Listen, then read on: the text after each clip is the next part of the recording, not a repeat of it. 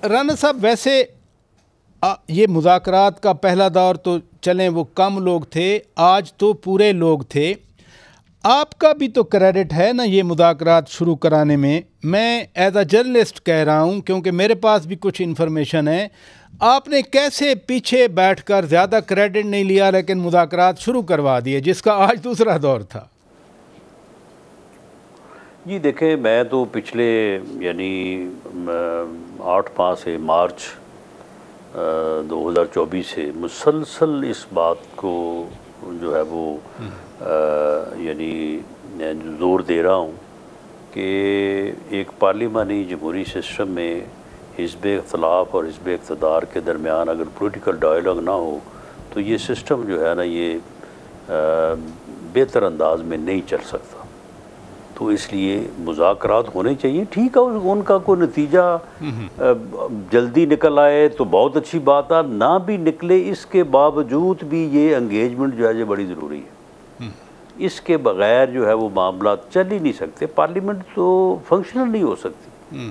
अब देखें ना, अगर आप कमेटियों पे, लेजिस्लेशन पे, बाकी हर चीज़ के ऊपर आप वहाँ पे बात करते ही हैं ना थ्रू स्पीकर चैम्बर, तो भाई मुल्की लेवल पे क्यों नहीं हो सकती। इसलिए मैं तो इस बात के ऊपर जो है वो पूरी शद्दोमत से ज़ोर देता रहा हूँ और मैं समझता हूँ कि इसमें स्पीकर एजाज सादिक साहब ने भी जो है वो बड़ा इंटरेस्ट लिया, ख्वाजा साद रफ़ीक साहब ने काफ़ी इसमें जो है वो अपना किरदार अदा किया।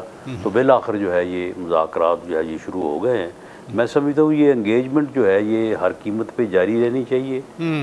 इसका नतीजा जल्दी निकले, देर बाद निकले, कोई फ़ैसला होता है नहीं होता है, लेकिन ये एंगेजमेंट जो है ना ये ज़रूरी है। ये पॉलिटिकल डेमोक्रेटिक गवर्नमेंट जो है वो नज़र ही तब आती है, उसकी बुनियाद ये है कि वो डायलॉग करती है, वो डेडलॉक में नहीं रहती। जमहूरियत जो है वो डेडलॉक में नहीं रहती, वो डायलॉग से जो है वो आगे चलती है। जिस तरह से इंसाफ होना नहीं चाहिए, होता नज़र भी आना चाहिए। एक पार्लिमानी जमहूरी सिस्टम जो है, जो पॉलिटिकल डेमोक्रेटिक गवर्नमेंट है, वो सिर्फ होनी नहीं चाहिए, वो नज़र भी आनी चाहिए। और नज़र वो इसी तरह से आती है कि वो एंगेज करती है तमाम सेगमेंट ऑफ सोसाइटी को और अपोजिशन को, और गवर्नेंस के मामला जो है वो थ्रू कंसल्टेशन। अच्छा, आपने फरमाया कि हर कीमत पे ये एंगेजमेंट रहनी चाहिए। आप हुकूमत हैं, हुकूमत ही देने वाला हाथ होता है। आपकी हुकूमत, आप लोग क्या कीमत अदा कर सकते हैं मैक्सिमम इन मुज़ाकरात की कामयाबी के लिए, एंगेजमेंट के लिए? नहीं, मेरा ख्याल है कि इसमें हम कीमत तो इसकी अदा नहीं कर सकते, ना हमें कीमत में पड़ना चाहिए, ना अपोजिशन को कीमत जो है वो तलब करनी चाहिए। बाकी ठीक है, जो चीज़ें प्रैक्टिकली मुमकिन है उसके ऊपर हमें भी पूरी तवज्जो देनी चाहिए और अपोजिशन को भी जो है वो हमसे वही तवक्को करनी चाहिए जो हम कर सकते हैं। आपने मुमकिनात की बात की और अपोजिशन की तवक्कुआत की बात की। हुकूमत के लिए मुमकिनात में क्या चीज़, क्या पैकेज है हुकूमत के पास? हुकूमत के पास तो यही पैकेज है कि अपोजिशन जो है वो मुल्क की बेहतरी के लिए जो है वो तावन करे, और मुल्क जो इकनॉमिकली जो है वो इस वक्त संभल तो गया है लेकिन उसे बहुत सफ़र अभी करना है, उसमें जो है वो भरपूर तावन करे। और इसके नतीजे में जो उनके मुतालबात हैं, जिसमें वो अपने वर्कर्स की रिहाई की बात करते हैं या दूसरी बातें करते हैं, तो उसके ऊपर जो है वो फिर गवर्नमेंट जो है वो बैठ के जो है वो मामला देख सकती है। अब ऐसा तो नहीं हो सकता कि हम जो है वो इनसे केस विड्रॉ कर लें जी और ये आगे लॉन्ग मार्च शुरू कर दें।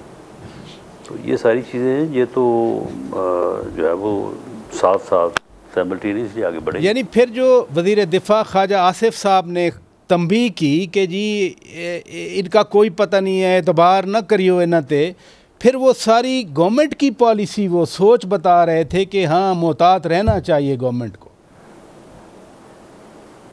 नहीं, मोहतात तो बिल्कुल रहना चाहिए, इसमें तो कोई शक नहीं है। वो भी मोहतात रहेंगे, हम भी मोहतात ही हैं।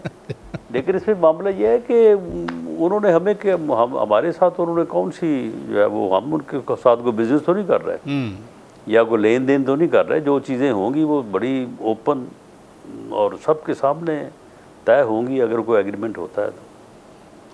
अच्छा, मैं मुज़ाकरात के हवाले से, आगाज़ के हवाले से बात कर रहा था। आपने एक और बात भी की कि ख्वाजा साद रफ़ीक साहब प्रोड्यूसर भी हैं, डायरेक्टर भी हैं मुज़ाकरात के। यानी वो किस तरह प्रोड्यूसर और डायरेक्टर बने? क्या वो कहीं बैक पे बातचीत करते रहे, उनके साथ राब्ते में थे? मोड क्या था डायरेक्टर और प्रोड्यूसर होने का?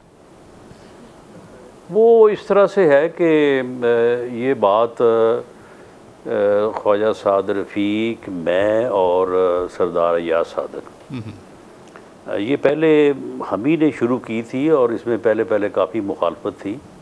अच्छा। कुछ दोस्तों का ये ख्याल था कि हमें जो है वो इसका कोई फ़ायदा नहीं होगा, और बिलाखिर हमने प्राइम मिनिस्टर को भी इस बात पे आमादा किया, और प्राइम मिनिस्टर ने, आपके इल्म में है, आज से 2 महीने पहले उन्होंने बाकायदा on the floor of the house जो है वो मुज़ाकरात की ऑफ़र की थी।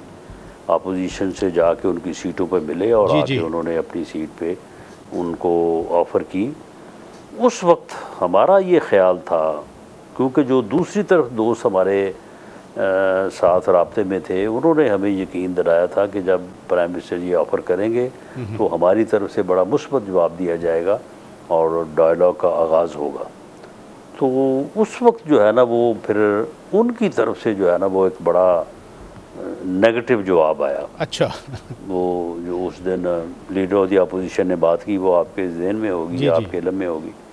तो उस वजह से फिर ये फर्दर जो है ना इसमें डिले हुआ। तो इस सारे अमल में जो है वो ख्वाजा साद रफ़ीक साहब भी शामिल रहे हैं।